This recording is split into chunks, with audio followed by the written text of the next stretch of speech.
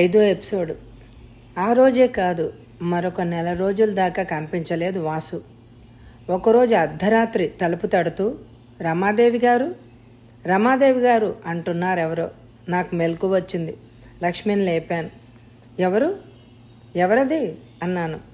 తలుపు తీయండమ్మా, వాసుగారిని తీసుకొచ్చాం. గుండె గిబ్బేలు మంది. వెంటనే తలుపు తీశాను. ఇంటి ముందు పెద్ద కారు నిలబడింది. ఇది వాసుగారి ఇల్లే కదండి అని అడుగుతున్నారు ఎవరు అపరిచితులు. అవును, మీరెవరు అన్నాను అనుమానంగా. నాకు జవాబు ఇవ్వకుండానే రారా అని డ్రైవర్ని పిలిచి కారు తలుపు తీసి ఇద్దరూ కలిసి వాసుని పట్టుకొని దించారు. వాసు వాళ్ల మీద ఒరిగిపోతున్నాడు. ఏమైంది వాసుకి, ఏమైంది అన్నాను ఆదొరదాగా. ఏం కాలేదండి, మీరు కంగారు పడకండి, కాస్త తప్పుకోండి అంటూ లోపలికి తీసుకొచ్చారు. ఎక్కడ పడుకోబెట్టమంటారు అన్నారు. నాకు కోపం ముంచుకొచ్చింది. ఏమైందో చెప్పమంటుంటే అన్నాను విసుగ్గా. ఏం కాలేదండి, బాగానే ఉన్నారు. ఏదో కాస్త డోసు. తాగుడా అన్నాను విస్మయంగా. ఎక్కువేం కాదులేండి. ఈ గదిలోకి తీసుకెళ్తున్నాం.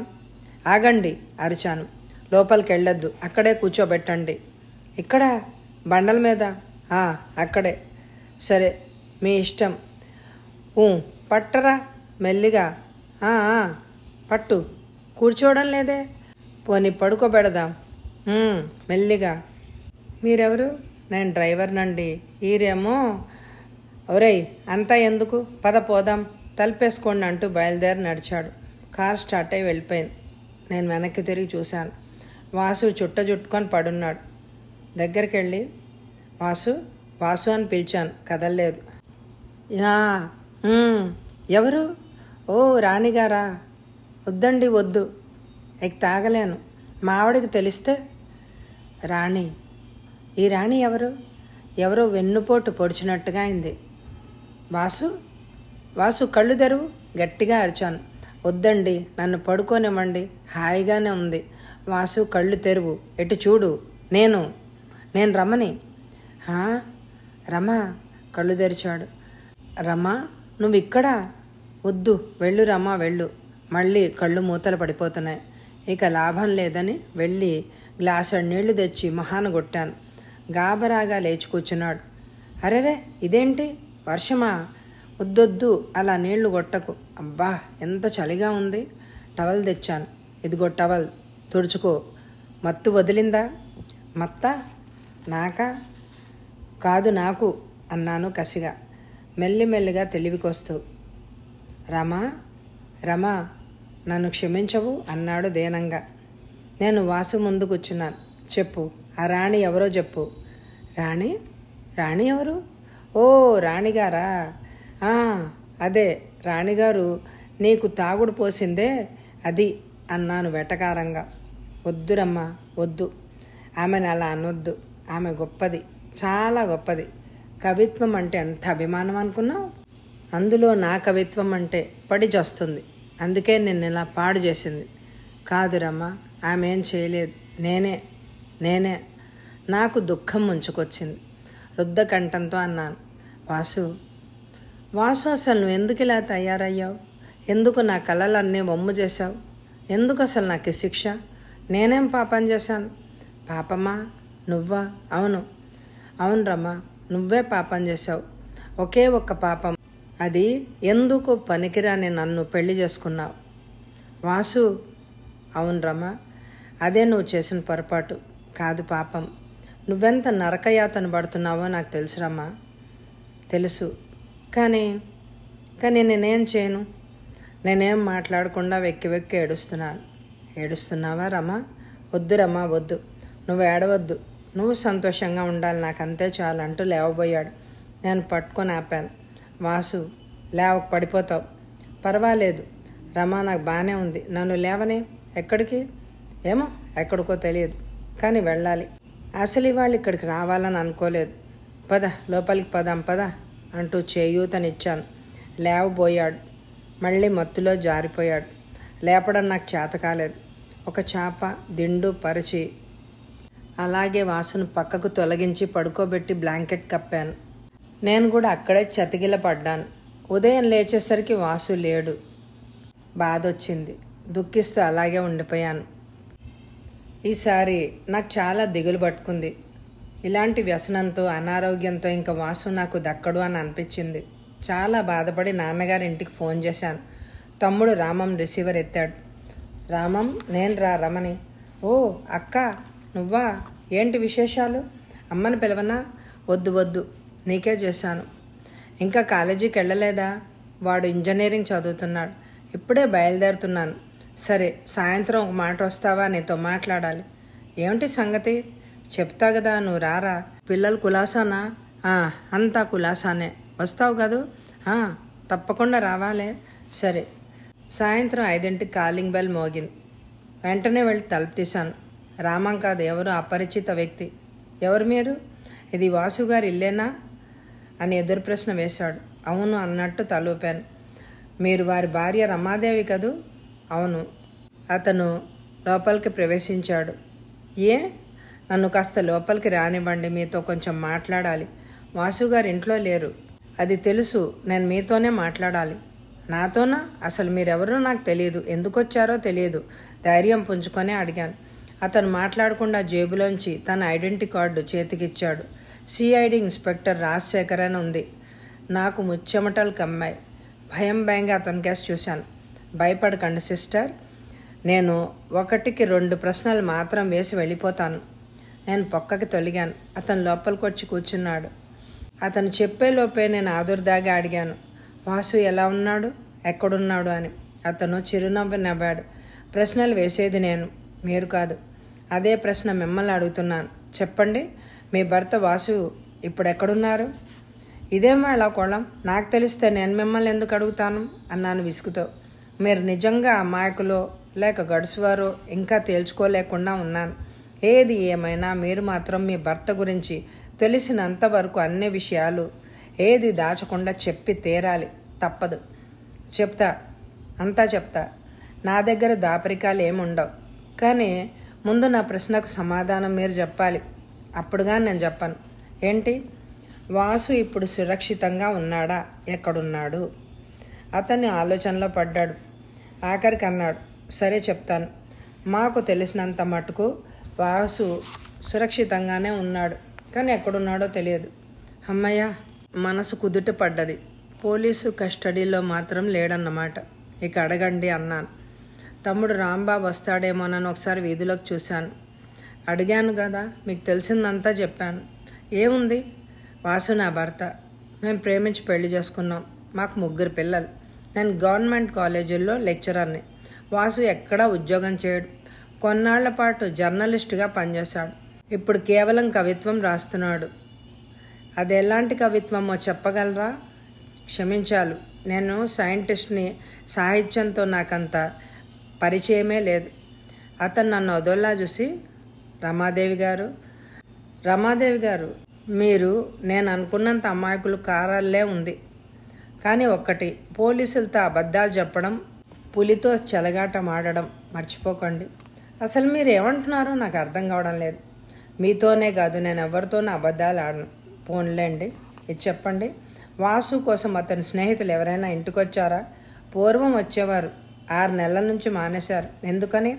ఆనాడు జరిగిన విషయం అంతా చెప్పాను, ఒక్క గంగాధరం మాట తప్పించి. అయితే ఆనాడు వాళ్ళు మాట్లాడుకున్న విషయాలు ప్రమాదకరమైన రాజకీయాలని మీకు కూడా తెలుసు అన్నమాట. తెలీదు. వాళ్ళేదో రహస్యాలు మాట్లాడుకున్నారు. నాతో చెప్పడానికి వాళ్ళు నిరాకరించారు. వాళ్ళ 3 పేర్లు తెలుసా? తెలీదు. వాళ్ళు చెప్పలేదు, నేను అడగలేదు. పోనీ ఎలాగుంటారో చెప్పగలరా? ఒకడు ఎత్తుగా లావుగా 40-45 మధ్య ఉంటాడు. తక్కిన 2 కుర్రాళ్ళు కాలేజీ స్టూడెంట్స్ లాగా ఉన్నారు. చూస్తే పోల్చుకోగలరా? ఏమో చెప్పలేను. రాత్రిపూట 2-3 నిమిషాలు మాత్రమే చూశాను. అతను జేబులోంచి కొన్ని ఫోటోలు తీసి నాకు అందించాడు. ఒక్కొక్కటే చూశాను. వీళ్ళెవరు కారనుకుంటాను. ఫోటోలు తిరిగి తీసుకుంటూ అన్నాడు, మీరెప్పుడైనా రాణిగారిని చూసారా? రాణిగారా? లేదు, చూడలేదు. కానీ 5 రోజుల క్రితం ఆఖరిసారి వాసు ఇంటికి వచ్చినప్పుడు ఆవిడ పేరే కలవరించారు అంటూ ఆ సంఘటన అంతా చెప్పుకొచ్చాను. ఆఖరికి అతను లేస్తూ, చాలా థ్యాంక్స్ రమాదేవి గారు, మీకు ట్రబుల్ ఇచ్చాను. అయితే ఒక్క విషయం, మీరు నేను కూడా ప్రభుత్వోద్యోగులం. ప్రభుత్వానికి ఎదురు తిరిగే దేశద్రోహులను పట్టించే బాధ్యత మన ఇద్దరి మీద ఉంది. అంటే వాసు దేశద్రోహ? కాదు, నేను అలా అనలేదు. కానీ అతను కొన్ని ప్రమాదకరమైన దుష్ట శక్తులతో స్నేహాలు చేస్తున్నాడు. అతడిని వారి బారి నుండి కాపాడే బాధ్యత కూడా మన మీదే ఉంది. ఇదిగో ఈ కార్డులో నా నంబర్ ఉంటుంది. మీకు వాసు కనిపించినా నాకు ఫోన్ చేయండి వెంటనే. అది మీ కనీస కర్తవ్యం అంటూ వెళ్ళిపోయాడు. ఆ కార్డు అలానే పట్టుకొని శూన్యంలోకి చూస్తూ కూర్చున్నాను. అక్క అన్న పిలుపుతో తేరుకున్నాను. రాంబాబుని చూడగానే దుఃఖం కట్టలు తెగింది. వాడిని వాటేసుకుని గట్టిగా ఏడ్చాను. ఏంటక్క, ఏమైంది అడిగాడు. చాలాసేపటికి కానీ నేను కోలుకోలేదు. రాంబాబుతో మొదటి నుంచి ఒక్క విషయం కూడా దాచకుండా కథంతా చెప్పాను. ఆఖరికి అంత క్రితమే వచ్చి వెళ్ళిన సిఐడి గురించి కూడా చెప్పాను. అంతా విని రాంబాబు అన్నాడు, ఎంత పని చేశావక్క, ఎన్నాళ్ళు ఇంత చిచ్చు నీ గుండెల్లో దాచుకుని మాతో ఒక్క మాటైనా చెప్పకుండా ఉన్నావా? నీలో నువ్వే మదన పడ్డావా? సరే, అయిపోయిందేదో అయిపోయింది. ఈనాటికైనా నాతో చెప్పావు చాలు. నువ్వు నిశ్చింతగా ఉండు. ఆ విషయాలు ఏంటో నేను కనుక్కుంటాను. అలాంటి రాజకీయ ముఠాలు కొన్ని ఉన్నాయని మా కాలేజీ స్టూడెంట్స్ కూడా కొందరు అన్నారు. అందులో ఉన్నారని నాకు కూడా తెలుసు. కొందరు రచయితలు, కవులు వాళ్ళకి దోహద పడుతూ ఉంటారని తెలుసు. కానీ బావ కూడా వాళ్లతో చేతులు కలుపుతున్నాడు అని నాకు తెలియదు. సరే, నేను అన్నీ కనుక్కుంటాను. బావని తీసుకొస్తాను. నువ్వు దిగులు పడకు. నువ్వు ఇక్కడ అసలు ఒంటరిగా ఉండకు. ఇంటికి వచ్చాయి. వద్దు, నేను రాను. ఎందుకక్క నీకంత పంతం కాదురా బావా. నేను ఒక్కదాన్ని ఉన్నానని నా జాలితో అయినా ఇక్కడికి వస్తాడు. నేను అక్కడికి వచ్చేస్తే అప్పుడు అభిమానపడి రాడేమో అనేదే నా బాధ. నాకేం పంతం లేదు అంది రమ. సరేలే, ఆ కార్డు నాకు ఇవ్వు. ఏదైనా విషయం తెలిస్తే నేను వచ్చి చెప్తాలే అన్నాడు. వారం రోజుల తర్వాత రాంబాబు పిడుగులాంటి వార్త మోసుకొచ్చాడు. ఏదో కుట్ర కేసులో వాసును దోషిగా నిర్ణయించారు. అరెస్ట్ వారెంట్ జారీ చేశారట. అది వినగానే నా కాళ్ళు చేతులు చల్లబడ్డాయి. అలాగే కూలబడ్డాను. రాంబాబు నన్ను ఓదార్చాడు. ఇంకా ప్రమాదం ఏమీ జరగలేదని, తక్కిన వారితో కూడా వాసు పరారీ అయ్యాడని, ఎక్కడో అజ్ఞాతంగా ఉంటున్నాడని, ఇంతవరకు పట్టుపడలేదని, బహుశా పట్టుపడకపోవచ్చునని. నీ భ్రమగాని రామం ఎన్నాళ్ళని పోలీసుల్ని తప్పించుకొని తిరగలడు? అలా ఏళ్ల తరబడి తిరుగుతున్నవారు కూడా ఉన్నారక్క. నీకిదంతా ఎలా తెలిసిందిరా? ఇన్స్పెక్టర్ శేఖర్ని కలిసావా? నీ పిచ్చిగాని అక్క, అతను చెప్తాడా? అతనేగా వేటాడుతోంది. మరో మంచి ఆధారం దొరికిందిలే. ఎవర్రా? చెప్పను, చెప్పకూడదు. అతి రహస్యం. ఆ రహస్యాన్ని నేను కాపాడకపోతే ఆ ఆధారం కూడా పోయి మనం అంధకారంలో ఉండిపోతాం. సమయం వచ్చినప్పుడు చెప్తాలే అన్నట్టు నువ్వు చాలా జాగ్రత్తగా ఉండాలి. నీ ఇంటి మీద కన్ను వేసి ఉంది పోలీసులు. ఇక్కడికి వచ్చి పోయే వాళ్ళందరినీ గమనిస్తున్నారు. బహుశా నీ టెలిఫోన్ కూడా ట్రాప్ చేస్తూ ఉండొచ్చు. నాతో మాట్లాడినప్పుడు కూడా జాగ్రత్తగా ఉండు. బావ కనుక ఎప్పుడైనా ఫోన్ చేస్తే మాట్లాడకు, వెంటనే పెట్టేయి. నన్ను అడిగితే ఫోన్ సరెండర్ ఇచ్చేసేస్తే మంచిది. వద్దు, ఫోన్ సరెండర్ చేస్తే నన్ను పిలవాల్సి వస్తే ఎలా?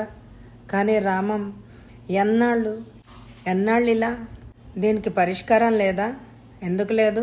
బావ గనక తనకే తాను పోలీసులకు పట్టుబడిపోతే ఏమంత పెద్ద శిక్ష పడకపోవచ్చు. కానీ కాదని ఎదిరిస్తే ఏమవుతుందో చెప్పలేం. అంతేనంటావా? నాకు భయంగా ఉందిరా. భయపడి ఏం లాభం? నిండా ములిగాక చలేమిటి? ధైర్యంగా ఉండడం తప్ప గత్యంతరం లేదు. ఆ రోజు నుంచి దినమొక్క గండంగా గడుస్తోంది. రోజు పేపర్లో ఏవో ఒక నక్సలైట్ కబుర్లు ప్రచురింపబడేవి. ఒకరోజు పోస్టులో నా పేరిట ఒక ఉత్తరం వచ్చింది. తీసి చూశాను. అరుణ రేఖలు, గేయ సంపుటి కర్త ఖడ్గ తిక్కన్న, అంకితం శిశుప్తావస్థలో ఉన్న ప్రజానీకానికి. 2వ పేజీ మీద నా ప్రియమైన రమకు వాసు అని ముద్దుగొలిపే అక్షరాలతో రాసింది. అది చూడగానే నా మనసు ఉప్పొంగిపోయింది. ముద్దు పెట్టుకొని హృదయానికి హత్తుకున్నాను. ఒక్కొక్క గేయమే చదువుతుంటే వాసు నా ఎదుట కూర్చొని చదువుతున్నట్టే ఫీల్ అయ్యాను. రాంబాబుని పిలిపించి చూపాను. గుడ్, బావ సురక్షితంగానే ఉన్నాడనమాట. ఏది దాని పోస్ట్ కవర్ ఏది అన్నాను. అదెందుకు? అది ముఖ్యం. ఇలాతే అక్కడే పడి ఉంది. తీసిచ్చాను. తేరిపారా పరిశీలించి కలకత్తా నుంచి పోస్ట్ చేశాడు. బాగానే జాగ్రత్త పడ్డారన్నమాట. అక్క, వెంటనే నువ్వు రాజశేఖరం గారికి ఫోన్ చేసి చెప్పాయి. అదేంటి? అవును, ఇది ఇదివరకే పోలీసుల చేతిలో పడి ఉంటుంది. నిన్ను టెస్ట్ చేయడానికి దీన్ని నీ దాకా రాసిచ్చి ఉంటారు. నీకే నువ్వు తెలియజేస్తే నీ మీద అనుమానం కలగదు. అంటే చూస్తూ చూస్తూ బావకు ద్రోహం తలపెట్టనా? ఇందులో ద్రోహం ఏమీ లేదు. ఈ పుస్తకాన్ని నీకొక్కదానికే కాదు మరెందరికో పంపించి ఉంటారు. కేవలం పోస్టు ముద్రల ద్వారానే పట్టుబడగలిగితే దాన్ని ఎవ్వరూ తప్పించలేరు. నా మాట వినక్క. నేను నీ శ్రేయస్సు కోరేవాడినే, అందుకే చెప్తున్నా అంటూ బ్రతిమలాడాడు రాంబాబు. సరే నీ ఇష్టం అంటూ పోలీస్ ఇన్స్పెక్టర్కి ఫోన్ చేసింది రమ. ఇన్స్పెక్టర్ వచ్చాడు.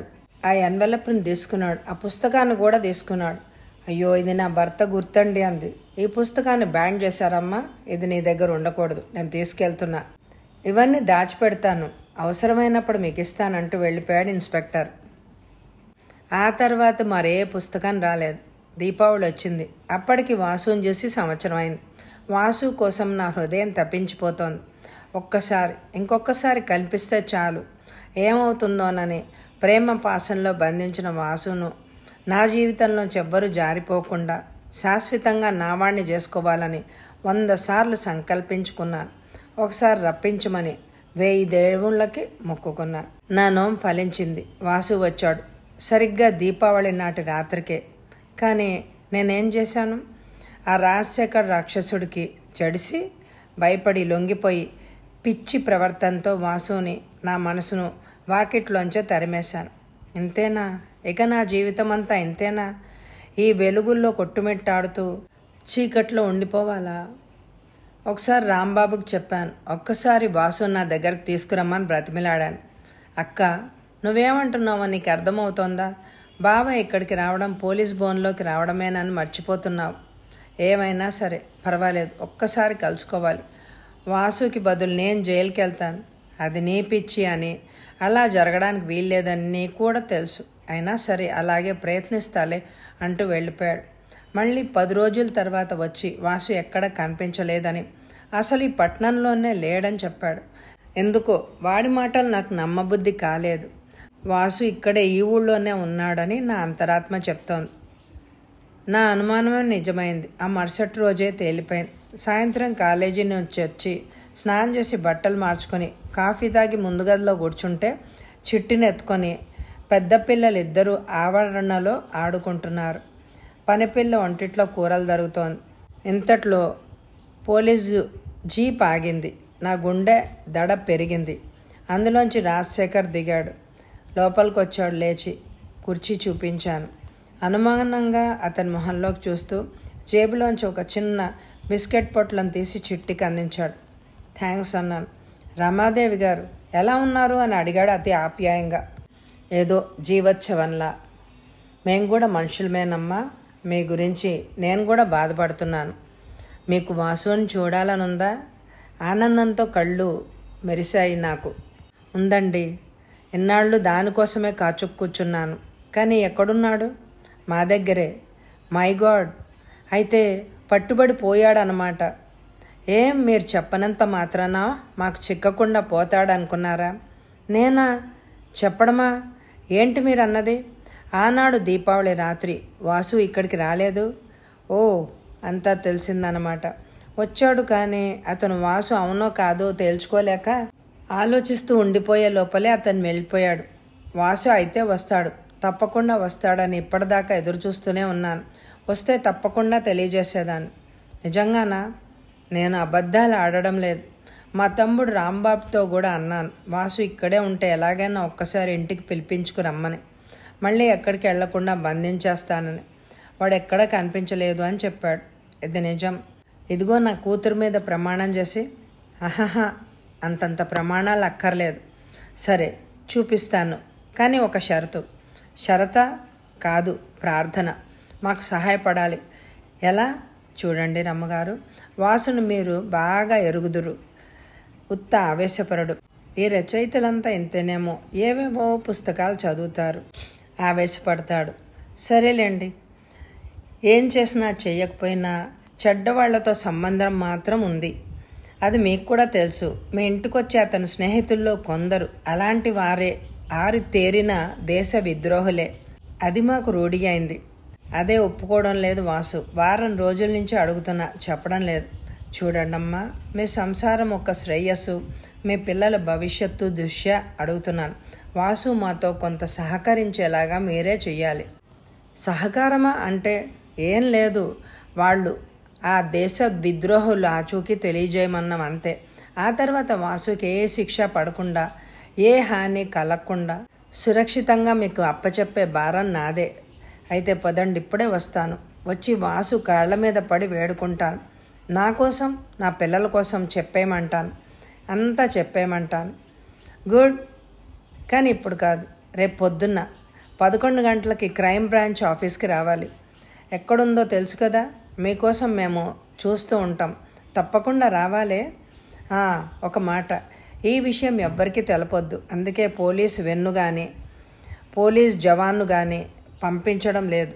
మీ తమ్ముడికి కూడా చెప్పొద్దు. సరేనని తలూపాను. అతను వెళ్ళిపోయాడు. సరిగ్గా 11ంటికి అక్కడికి చేరుకున్నాను, క్రైమ్ బ్రాంచ్కి. గుడ్, వచ్చారన్నమాట అన్నాడు అతను.